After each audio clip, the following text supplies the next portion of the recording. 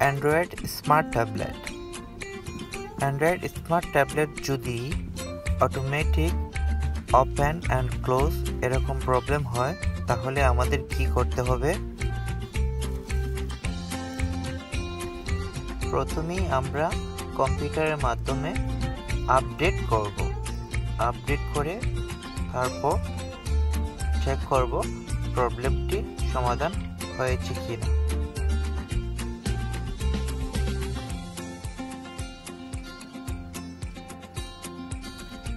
Update করার পরও যদি প্রবলেম সমাধান না হয় তাহলে আমাদের আইসি চেঞ্জ করতে হবে। আইসি চেঞ্জ করে তারপর পুনরায় আবার আপডেট করতে হবে। আইসিটি হচ্ছে র্যাম আইসি। তো প্রথমেই আমরা ট্যাবলেটটিকে আপডেট করব। আপডেট করে তারপর চেক করব ট্যাবলেটটি সম্পূর্ণভাবে চালু হচ্ছে কিনা। তো দেখা যাক ভিডিওতে কি হয়। এই চ্যানেলটি সাবস্ক্রাইব করতে এবং বেল আইকন দাবাতে ভুলবেন না।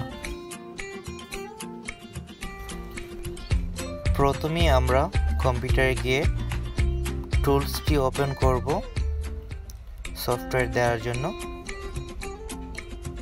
টুলসটি ওপেন করার পর আমরা ফাইল সিলেক্ট করব। ফাইল সিলেক্ট করার পর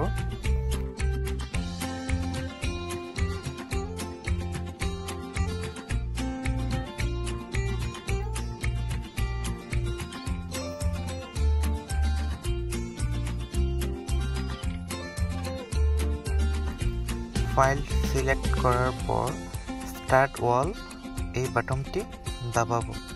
দাবানোর পর আমাদের যা করতে হবে তা হলো প্রথমেই ট্যাবলেটটি ইউএসবি কানেক্টর পোস্ট করব। আপ বাটন দাবাবো, তারপর ইউএসবি কানেক্টর ট্যাবলেটের ভিতরে পোস্ট করব। পোস্ট করার পর ট্যাবলেটটি কানেক্ট হয়ে গেছে। এখন আমরা স্টার্ট বাটনে ক্লিক করব। স্টার্ট বাটনে ক্লিক করার সঙ্গে সঙ্গে অ্যাকসেপ্ট করে নিয়েছে আমরা দেখতে পাচ্ছি। যখন 100% হয়ে যাবে তখন আমরা এটাকে রিমুভ করে নেব। ট্যাব থেকে কেবলটি রিমুভ করে নেব এবং চালু করে ট্রাই করব।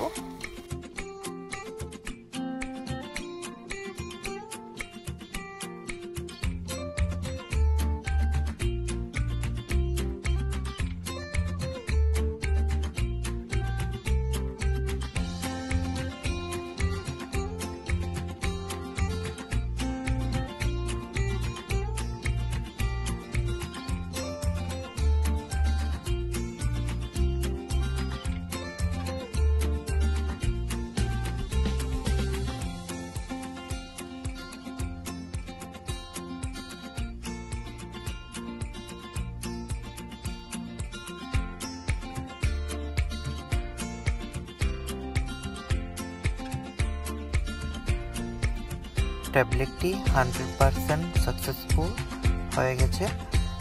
এখন আমরা কেবলটি রিমুভ করে তারপর ট্যাবলেটটি চালু করব এবং চালু করে দেখব ট্যাবলেটটি সম্পূর্ণভাবে ওকে হয়েছে কিনা। তো আমরা অপেক্ষা করছি এখন।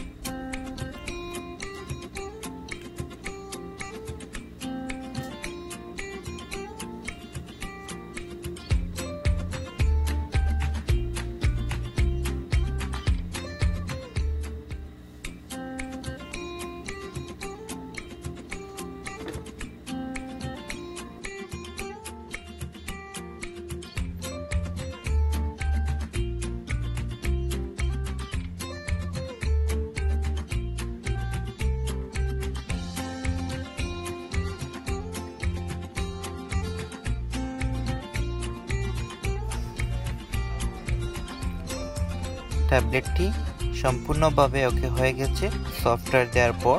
প্রথমেই ট্যাবলেটটিতে প্রবলেম ছিল অটোমেটিক ওপেন হতো এবং অফ হতো ট্যাবলেটটি।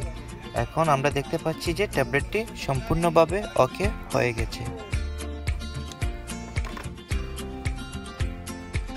সফটওয়্যার দেওয়ার পরেও যদি প্রবলেমটি সলভ না হতো তাহলে আমাদের র্যাম আইসি চেঞ্জ করতে হতো।